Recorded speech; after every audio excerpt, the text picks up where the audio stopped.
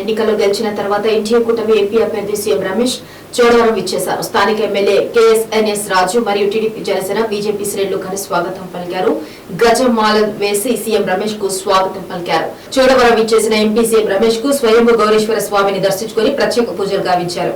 ఈ సందర్భంగా MP CM Ramesh మాట్లాడుతూ ఆంధ్రప్రదేశ్ లో ఎన్డీఏ కూటమి ఒక సునామీని సృష్టించింది. దానికి గాను ప్రధాని నరేంద్ర మోడీకి, చంద్రబాబు నాయుడుకి, డిప్యూటీ సీఎం పవన్ కళ్యాణ్ కు ప్రత్యేక ధన్యవాదాలు తెలిపారు. అధికారులని ఇక్కడ వైఎస్ఆర్సీపీ నాయకులను కూడా వదిలే ప్రసక్తి లేదు.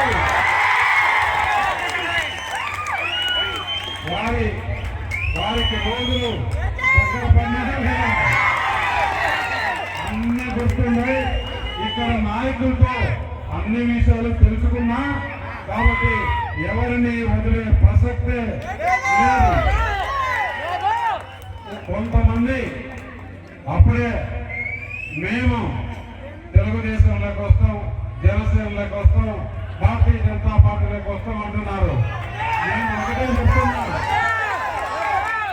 ఒకటే చెప్తున్నా, ఇక్కడ డంపింగ్ యార్డు లేదు.